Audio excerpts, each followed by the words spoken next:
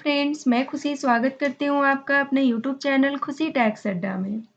Friends, आज की video में मैं आपको बताने वाली हूँ कि अगर आप यूपीआई का बहुत ज़्यादा यूज करते हैं, पैसा रिसीव करते हैं या फिर पेमेंट करते हैं, तो आपको आ सकता है इनकम टैक्स से नोटिस। यूपीआई ऐप्स का यूज करने से पहले कुछ बातों का ध्यान में रखना बहुत ज़रूरी है। यूपीआई के थ्रू ट्रांजैक्शन करने की लिमिट क्या है as per banks and as per income tax act. अगर आपको कैशबैक या रिवॉर्ड पॉइंट मिल रहे हैं यूपीआई पेमेंट करने पे तो उसका इनकम टैक्स के क्या रूल है। अगर आप एक शॉपकीपर हैं और आप अपना ज़्यादातर पेमेंट यूपीआई के थ्रू ही रिसीव करते हैं तो आपको किन बातों का ध्यान रखना चाहिए। साथ ही कुछ लोग अपने खुद के बैंक अकाउंट से खुद के ही बैंक अकाउंट में ट्रांसफ़र करते रहते हैं कैशबैक या रिवॉर्ड्स पाने के लिए, तो उनके लिए इनकम टैक्स का क्या रूल है। So let's start the video. UPI unified payments interface start किया गया था ईयर 2016 में और इसे रेगुलेट करता है NPCI, national payment corporation of India. RBI के थ्रू रेगुलेट किया जाता है। बहुत ही safe and secure payments mode है। यूपीआई ऐप्स का यूज इस समय बहुत ज़्यादा होने लगा है क्योंकि यहाँ पर मनी इंस्टेंटली ट्रांसफ़र हो जाता है। आपको नेट बैंकिंग की तरह बेनिफिशियरी को ऐड नहीं करना पड़ता है। इंडिया के अंदर बहुत पॉपुलर ऐप्स चल रहे हैं जिसमें से गूगल पे, फ़ोनपे, पेटीएम, अमेज़न एटसेट्रा और भी बहुत सारे ऐप्स हैं। तो सबसे पहले बात करते हैं कि यूपीआई के थ्रू ट्रांजैक्शन करने पे कितनी लिमिट है, कितना अमाउंट आप ट्रांसफ़र कर सकते हैं एक दिन के अंदर।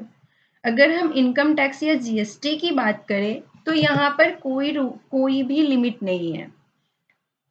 आप जितना चाहे आप उतना एक दिन के अंदर पेमेंट कर सकते हैं, पैसा ट्रांसफ़र कर सकते हैं या फिर रिसीव कर सकते हैं। अगर हम बैंक्स की बात करें तो बैंक्स अपनी यूपीआई लिमिट बना रखी है। अगर आप यूपीआई के थ्रू पेमेंट्स करते हैं तो यहाँ पर डे की लिमिट्स 1 लाख रुपीज़ की है और आरबीआई ने बैंक्स को फैसिलिटी दे रखी है कि आप अपने लिमिट्स को फिक्स कर सकते हैं। जैसे कि कुछ बैंक्स ने 1 लाख रुपीज़ की लिमिट सेट कर रखी है, कुछ बैंक्स ने 50,000 की लिमिट सेट कर रखी है और कुछ बैंक्स ने 25,000 की लिमिट सेट कर रखी है। अगर आपकी एक बैंक की लिमिट एक्सीड हो गई है तो आप अपने दूसरे बैंक के थ्रू पेमेंट कर सकते हैं।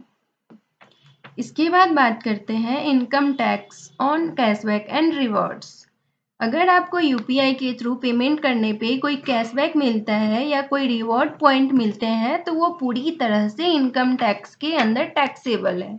अगर ये कैशबैक या रिवॉर्ड पॉइंट पूरे साल भर में 50,000 रुपीज से ज़्यादा एक्सीड कर जाते हैं तो ये टैक्सेबल है under section 56 sub section 2 of the income tax act. और इसको आप इनकम फ्रॉम अदर सोर्स में शो करेंगे कि आपको कितना कैशबैक और रिवॉर्ड्स पॉइंट मिले हैं ड्यूरिंग द ईयर, जो कि पूरी तरह से टैक्सेबल होंगे। अगर आपको ये वीडियो पसंद आई हो तो लाइक कर देना, शेयर कर देना एंड सब्सक्राइब कर देना। Thanks for watching. Bye bye.